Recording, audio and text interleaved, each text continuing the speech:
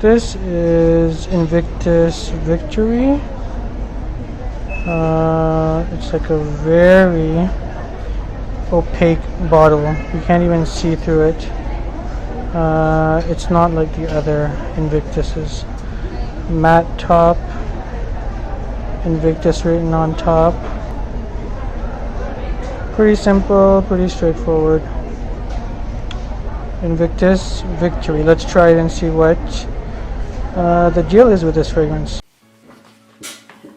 So let's talk about Invictus Victory. This is the brand new release by Paco Rabanne for men, and this comes as a flanker from the Invictus line.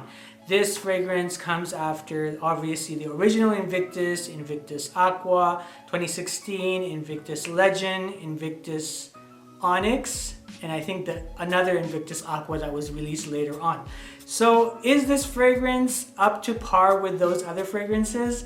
Hold on, and I'm about to tell you.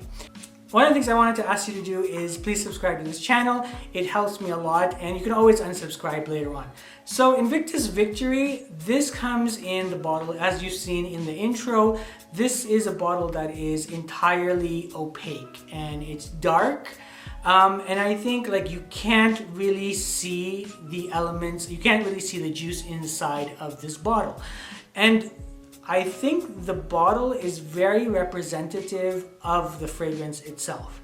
I think Paco Rabanne really sat down and they said to themselves, listen, how do we capitalize on making a fragrance that is already good, but in its original state is probably meant better for spring, summer, or different situations. Some people will say different, depending on what your opinion is about Invictus. Some people would say that this is like a chemical mess, but from a retail perspective, it is widely successful. So I can see them trying to capitalize on the Invictus line as a whole. I would say that this bottle is probably meant to be worn in the evenings and in the nighttime, just because of what you get from this fragrance. Now this fragrance, when I wore it, like I saw it at the store, I sprayed it, and I sprayed like I sprayed about like 6-7 sprays on my arm to see, I wanted to see how this fragrance performed. And I would say that when you spray it, initially what you get is this very brief lemon. And it's very brief. It's there for a second and then it's totally gone. So it opens up for a couple of seconds, very bright. Right after that, I get the vanilla and I get the amber. And it started reminding me of other fragrances, but I'll get to that in a second. So within, I would say I had worn it for about 3 to 4 hour mark. And at that point, I started getting on my skin very marine aquatic notes. And now that's just, I went back to look at what's in this fragrance, and nowhere is it listed that there are marine or aquatic notes. But I'm telling you what I get on my skin for this fragrance. And this is, for me, it was kind of weird. It reminded me a lot in the dry down of fragrances like Aqua Amara or anything from the Bulgari Marine line, where it has that aquatic seaside element DNA in it. Now, what you get from this fragrance is mostly oriental elements of like vanilla and amber, and then the dry down turns into something which is aquatic. It was kind of a weird ride, to be honest, because it started off, okay, I didn't care about the lemon because that was like super brief, but then it went into like vanilla and amber, and I thought I was getting very like oriental vibes or very like dark vibes, things that you could wear usually in in an evening setting, in a fall or winter setting. But then towards the end of this fragrance, most of it was just marine notes and aquatic notes on my skin. Now, one of the things I do really need to flag and point out to you. And for me, it was kind of misleading, because when you look at this fragrance, it says, like, the concentration, it says eau de parfum extreme. Like, I don't know what they were going for with this concept, because you know, it's like the idea of, okay, it's not an eau de cologne, it's not an eau de toilette, it's an eau de parfum, and then on top of that, it's like an extreme, or eau de parfum extrême, it's like an extreme eau de parfum. So I was expecting, you know, 8, 9, 10 hours longevity and performance and projection on this fragrance. Especially given the fact that you were not working with aquatic or citric elements in this fragrance. But to be quite frank, this fragrance lasted tops 3.5 hours on my skin. It's, you know, I thought it was very misleading that, you know, you would label something as an eau de parfum extreme, which gives off the idea that, you know, this will last the whole day because of its concentration, but you know, it only lasted about 3.5 hours on my skin. So it was quite disappointing in that aspect. If you're liking this content, a sub would be fantastic. Okay, so is this fragrance redundant, or is this fragrance rare?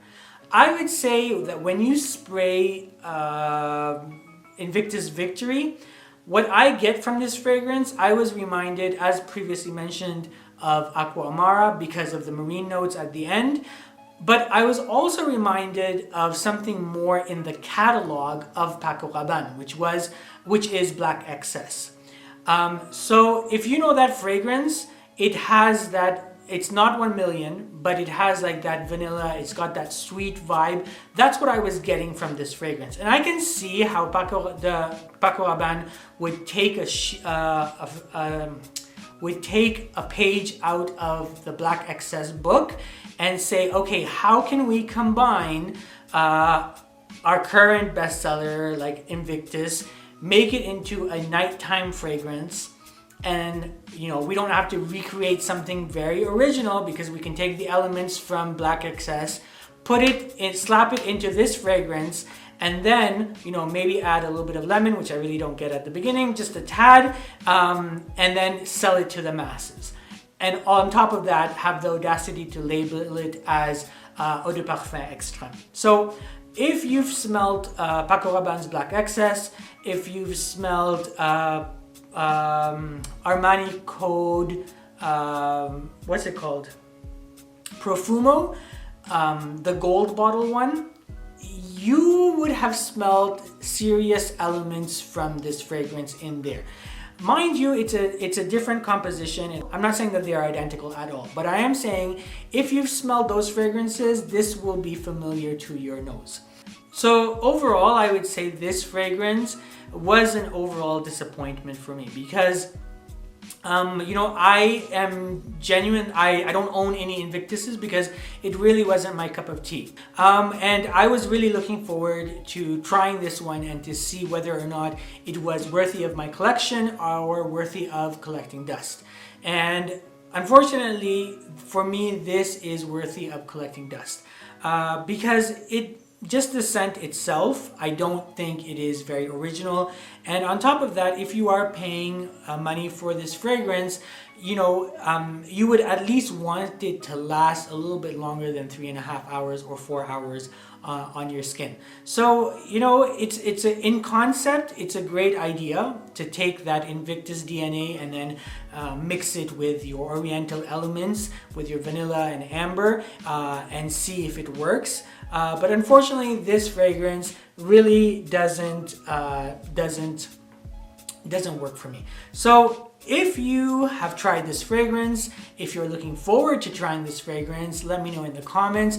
I'd really be interested. I'm really curious to get to know what you guys think about it, especially on your skin. I really want to know if you guys get that marine aquatic notes in there, or is it just me? Is it a one-off? I have no idea. I mean, these were there was like they had like 2-3 actual retail bottles, and they had one tester, and they said because of the current situation, they're not getting stock, whatever.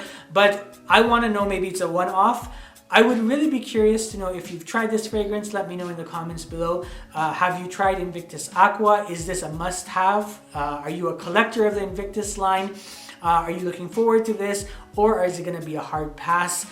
Thank you for watching. Please subscribe if you haven't as of yet, and I'll catch you on the next one.